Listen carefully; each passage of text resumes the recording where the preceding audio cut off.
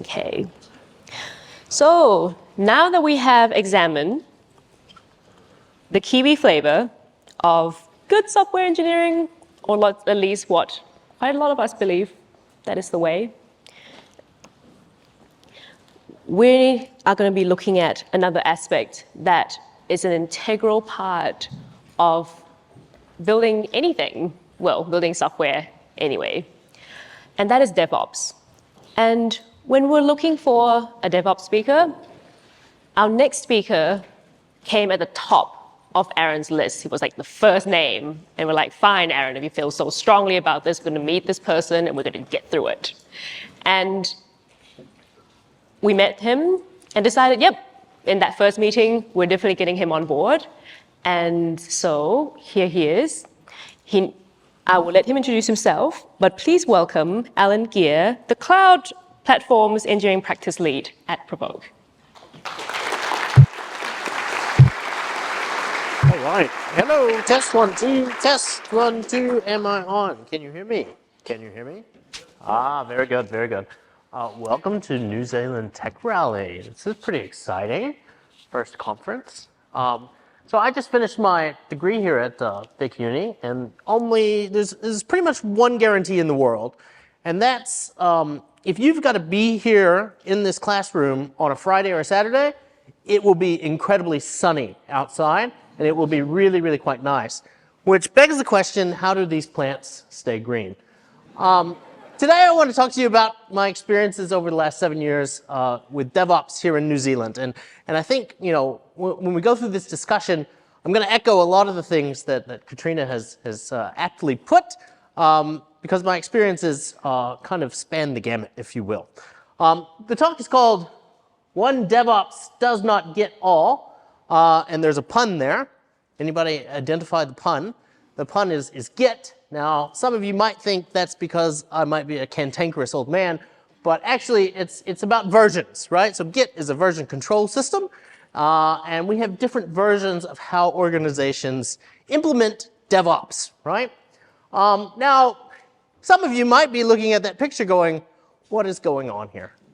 This is incredibly strange. So for this talk, I'm going to do a little experiment. Because like most people today, I find myself constantly asking, what does ChatGPT think? And so all of the imagery that you see today is artificially generated, and it's generated through stable diffusion algorithms, right? I think these things are really quite fascinating because they interpret our language, right? And so one of the really quite fascinating things that I discovered is anytime that I prompt with the word DevOps, I get a middle-aged bearded man. Almost universally, it's really quite profound. I'll tell you a story about a time with a surety when the boss grew a beard and we were like, oh, the DevOps team is now whole again. But yeah, so, one DevOps does not get all. This is what Dolly thinks. Don't gots, miss digitons. So, if you're not all a little bit weirder after this experience, I haven't done my job. So, okay, I'm going to move to the next slide. Okay, there we go. So, you might have surmised that I ain't from around here. I am from Texas. And anybody been to Texas? All right, love it, love it. So, pop art slide of a portly American with a knapsack trotting across the globe from Texas to New Zealand. Quite an apt photo, I think. 3 chins. So 7 years ago, the city of Wellington did this contest. And they said, submit your resumes, and we're going to invite 100 people over for a free trip to New Zealand. And so I, like most people, were like, yeah, I like a free trip to New Zealand. That seems like a great idea. And the only caveat was you had to apply for jobs. And so 46,000 people applied, and somehow, through some profound amount of luck, I got selected to come over on this free trip to New Zealand and interview for jobs. So I interviewed for 3 jobs, went home, and didn't hear anything back. Now, one of those jobs I interviewed for was with one of our sponsors, which is a surety. Now, I wrote this talk before I knew a surety was a sponsor. So this talk might seem really quite like a vendor pitch almost, but I no longer work for a surety. But a surety, I know you're in the room, if you'd like me to give this talk, I will give it for a small fee. Work came from maturity. Now, I was doing DevOps in the United States and doing DevOps for United States-sized businesses, right? So American Express, Fox News, really big companies that have a lot of resources and a lot of people, right? That's it's like wildly different than what I experienced in New Zealand. Wildly different. The scope and the scale of the DevOps problems here in New Zealand are significantly smaller.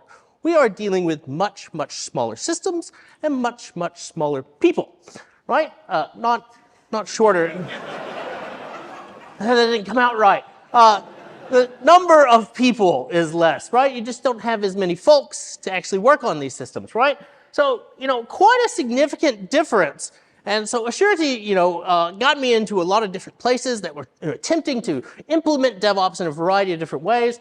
Moved to some different organizations, and so got quite a bit of experience, probably about 15 different organizations here in New Zealand, working in the DevOps space. Kind of the first thing when we talk about, what is DevOps in New Zealand, I think we got to first look at, go ahead, yeah, middle-aged, male, beards, right? But I didn't put DevOps in this one. I've lost my train of thought. What is DevOps, right?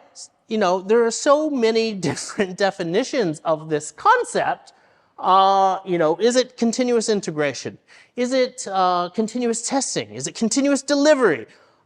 Is it Kubernetes? Surely it's Kubernetes, right? We've all heard that word. It's got to be that. Lots of middle-aged men are telling us about it. It must be, that's what DevOps is, right? There's just so many different perspectives and different interpretations of this word. And so, like any logical system, we decided to make that a job description, right? And then we made it a team description. We had DevOps engineers, and DevOps architects, and DevOps teams, and DevOps practices, DevOps service lines. And the truth of the matter is that the word doesn't mean anything, right? The word is this projection of our interpretation of the word. And our interpretation of the word really kind of depends on kind of our experience through media and through our social interactions.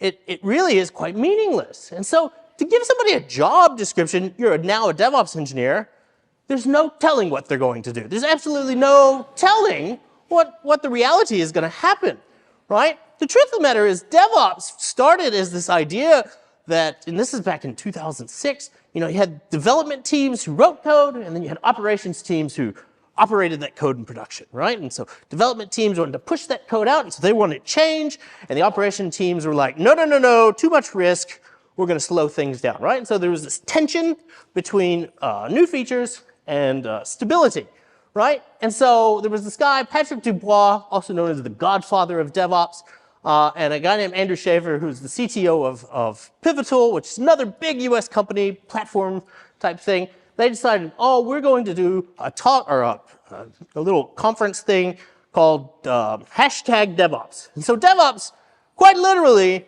is a hashtag. We now have job descriptions named after a hashtag. That's the hashtag symbol, I learned that. Right? So what we see with people implementing DevOps is really just a projection of the context of the organization. And that's, I think, probably one of the biggest insights that I've had from experiencing it in New Zealand, and particularly a lot of different organizations in New Zealand, is what you see when teams implement DevOps is really their projection of the context of the organization in which they operate. And so with that, we're going to go through 4 different stories of 4 different kind of classes of organizations that have experienced here in New Zealand, and kind of see what we can kind of conclude about great engineering culture from those experiences. So the first story is, sitting down with an organization. This is a very special one that generates anime images, right? And so now every time you see anime, it can all be computed, right? Which is quite fascinating, right? Anyways, so sitting down with this organization and, they're like, we've got to release this new bit of software and it's going to be so risky and it's going to be so hard. And I'm like, do you have any kind of DevOps processes? And they go, no, DevOps is a bad word. And I'm like, okay, that's strange way to respond to something. And so, this is multiple classes of organizations where the sheer idea of modernizing a software product is a bad word. That's a no-go. And so I had to think about that, because to me, everybody should want to improve. They should want to make things safer and less risky. Why would an organization think that DevOps is a bad word? Now, how many people here have worked for Xero at some point, or TradeMe, one of the big darlings? Right. These are not these organizations. These are older organizations where the software that they're operating is older than 30 years old, right? Who here is younger than 30? Yeah, software that's older than you, right? And that's quite fascinating, right? Because our entire country operates on systems. Some of them are so antiquated that there is no one around that even knows how they work, right? There is no testing of this system. This system was built organically over decades, and now there's nobody around that actually appreciates or understands how it operates. And so the mere idea of changing that system is a bad word because it's risky. It's risky. And what you also find in these organizations is that they are incredibly resource constrained.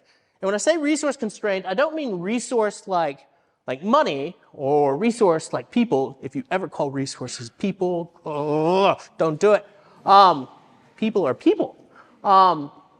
It's all of these things together. They're very constrained on the talent that they have. They're very constrained on the money that they have. So the idea of changing this system, bad word, right? And so I see a lot of this, particularly in highly regulated entities where they use COTS products that are kind of off the shelf. They were configured many years ago, and just touching that product gives a lot of people anxiety. So in that situation, DevOps is a bad word. And then I might fail to mention one of the things I've come to learn is NovaPay. Anybody heard of NovaPay? Apparently this is a system, old system. We're going to modernize the system. We're going to pay the teachers. And then I think our esteemed sponsor, Surety, is like, no, you shouldn't do that. And they did it anyways. And yeah, many teachers got not paid right. So there's a lot of that NovaPay scar tissue when modernizing kind of these old systems, right? And so I see this quite a bit in particularly government organizations here in New Zealand. The next kind of story, DevOps is about speed, right? And so this organization, very resource constrained. It's actually multiple organizations, but very resource constrained. And when they went to implement DevOps, they really focused on the delivery of assets out to production, right? So all they focused on was the automation to deliver something out to production. Now that sounds really okay, right? That should be faster. You shouldn't make this release manual and risky. The problem with that is that if you're just thinking about DevOps as like a one direction thing, you're doing it wrong, right? DevOps is about feedback and about learning from these processes. And so when you only focus on that golden thread, you don't actually get any information back. And so what happens in these organizations is they're able to release out to production, pretty regularly, but what they release out to production doesn't actually meet the needs of their customers. And so what I see in these is this happens in startups. They really focus on delivery of assets. They won't spend a lot of time on vetting those assets to make sure that A, a customer actually wants to pay for that, and B, it actually serves a need, right? And so without that feedback loop, there's a problem, right? And so I've seen this in a few places. Again, I think it's a resource constraint thing. Oh, we don't have time for testing. Oh, we don't have time for that. Or we don't have money for that. What I need you to do is just get the code out to production, right? That immediately, I see some people going, yeah, I know this, right? That immediately kind of circumvents the whole feedback loop, right? And DevOps is really about getting that feedback rapidly and learning from that feedback. And that's really quite important. Next story. Now this one, as Katrina had put, there's a lot of listening to thought leaders in America and tech leaders in America and technology problems in America, and then applying them to a New Zealand context. And so this is a photo of a single person being held up by an overtly resilient and reinforced platform. I think it did a pretty good job, actually. This is what I've seen in terms of Kubernetes in New Zealand. Now, those of you that don't know what Kubernetes is this beast of a platform that one of its initial customers was Pokemon Go. Now, who has played Pokemon Go? Everybody's played Pokemon Go, right? And you remember when Pokemon Go came out and everybody's going ding, ding, ding, ding, right off the cliff and great things, terrible things happened, right? Kubernetes was built to scale up to that scale very, very quickly, right? Now a lot of people, they immigrate into New Zealand like myself, or maybe they read it somewhere. They decide that Kubernetes is what they need, right? And then they go and they get these magnificent budgets, and then they pay another one of our sponsors a nice monthly fee for the privilege of operating Kubernetes. And then the truth of the matter is they're operating a single API on like 7 virtual machines, and that API gets called maybe 100 times a day, right? Just immense amounts of waste have been delivered to deliver this API. And so I've seen this multiple times here, and it's terrifying. And the reason it's terrifying is not so much because of the waste. The waste can be identified, the waste can be managed. It's the risk of carrying such a technically advanced platform to serve your organization. Remember, there were only 3,600 immigrants to New Zealand, technically. Kubernetes is this very complicated kind of learning curve. There's a lot there. And now all of a sudden you have a mission critical system that depends on expertise that is not readily available in the market, right? The carrying cost of some of these platforms is hyper expensive. And I've seen it a lot, and it's unnecessary. And so I see that a lot here. Organizations building something that isn't fit for purpose. It's just overly resilient, right?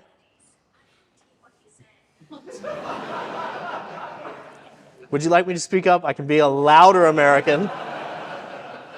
So I think, kind of the insight here is there's a lot of uptake of American company patterns. Remember, American companies are hundreds to thousands of times larger to solve very, very small problems, right? So I see a lot of over engineering and not really thinking about what sort of people do I need to manage this thing for 30 years. Remember, technology systems, particularly in government, they last for a very long time.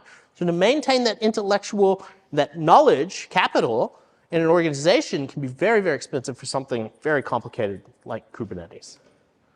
And the final one, and this is my roaring endorsement of surety, is when an organization looks at kind of that first situation where, oh, DevOps is a bad word, change is a bad word, change is risky, and says, hey, actually, we've got the power here.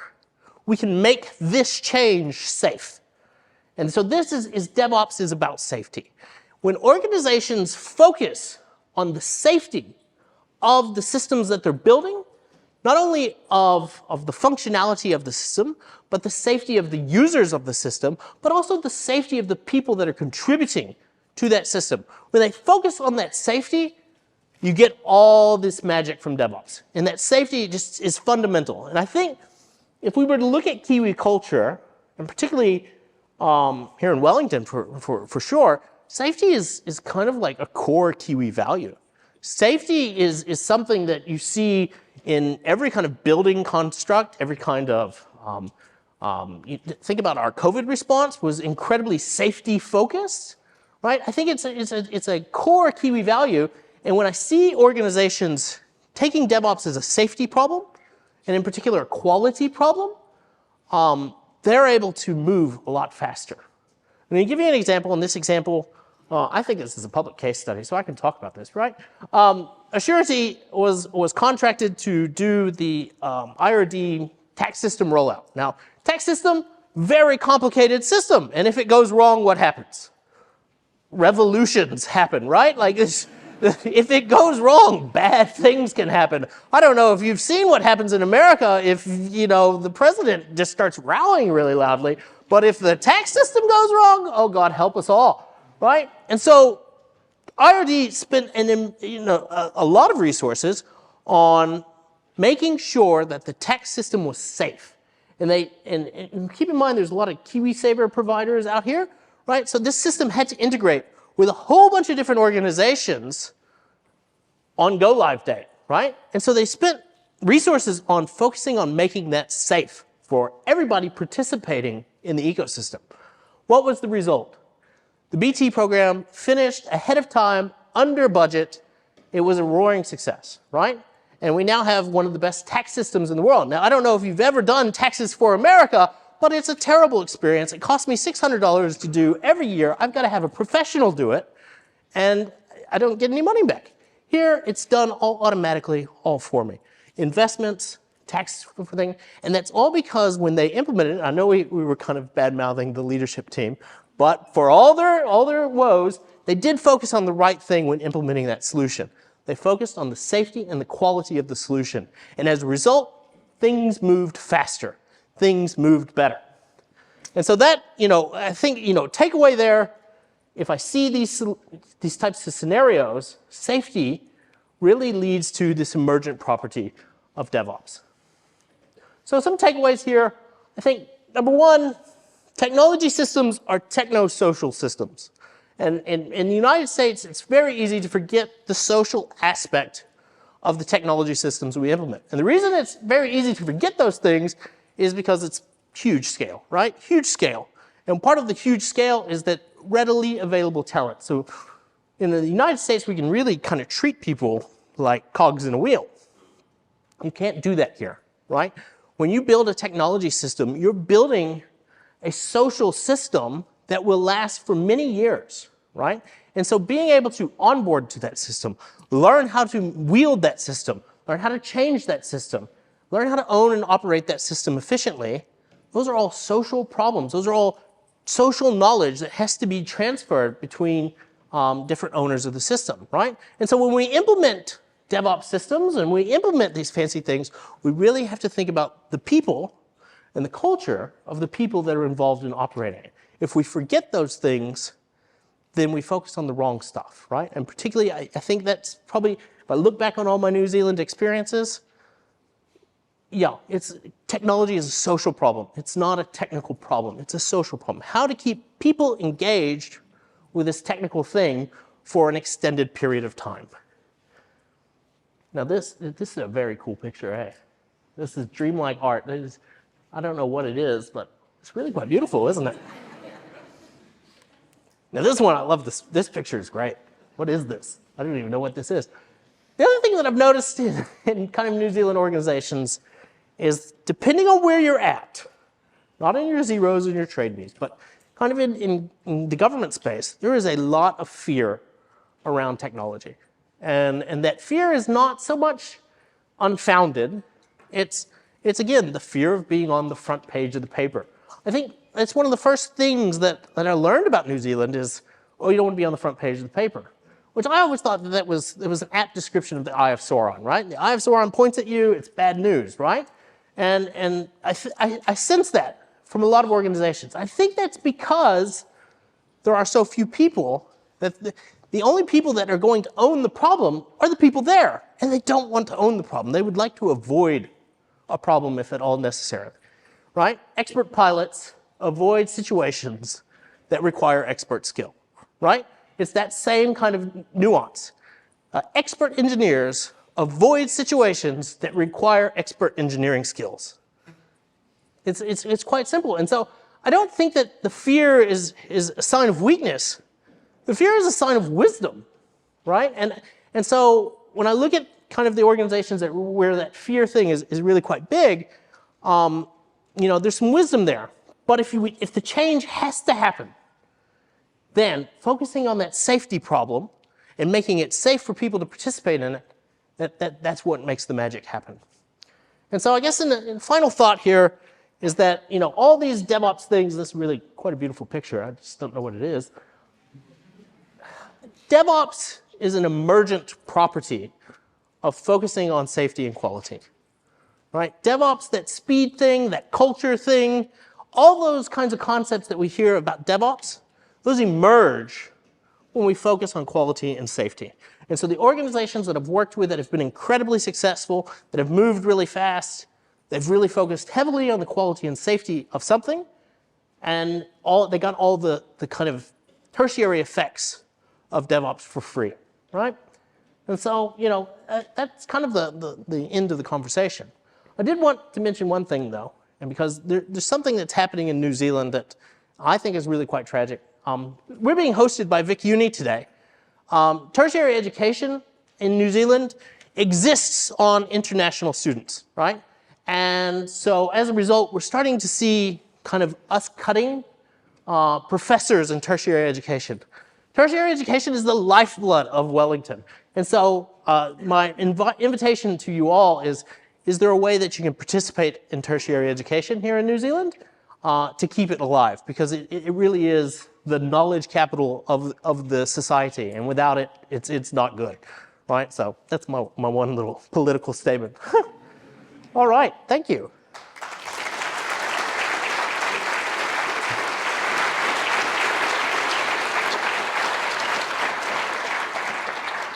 Well, Alan, we do have about 2 minutes. Yes. And thank you for transitioning for me. That was perfect. Any questions? All right, let's throw that over. Tim's very good at throwing.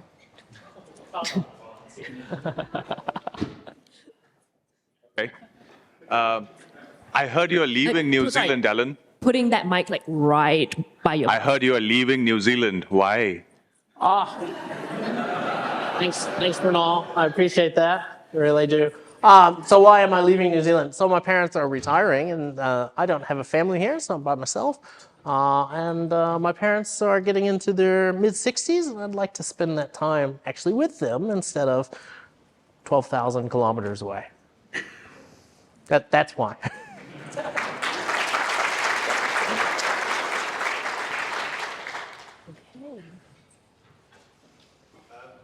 Can you tell us a bit in that organisation you were saying where DevOps is a dirty word? What sort of work did you have to do to change that mindset? Oh, please let me repeat that question. The question was, DevOps is a dirty word. What changes was required to change that mindset in organizations? There's a few things that are at play in those types of organizations. And that's not just one organization, it's multiple organizations. The first is funding fiefdoms. Now, funding fiefdoms is an actual thing. What happens is a product will be built, and then there will be a support construct that is funded, right? And so that thing is like it's a method, we're paying for that thing to exist.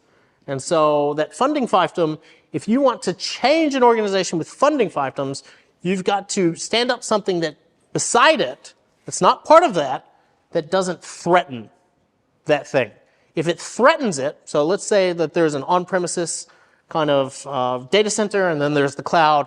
Oh, we're going to move all your stuff from the on-premises data center to the cloud. All of a sudden, this funding fiefdom is very threatened, right? And that becomes a very bad example. And so you got to pick the opportunities piecemeal to kind of modernize over time, right? And be real slow and deliberate about it, keeping in mind that, there's lots of people's jobs that exist on this antiquated thing.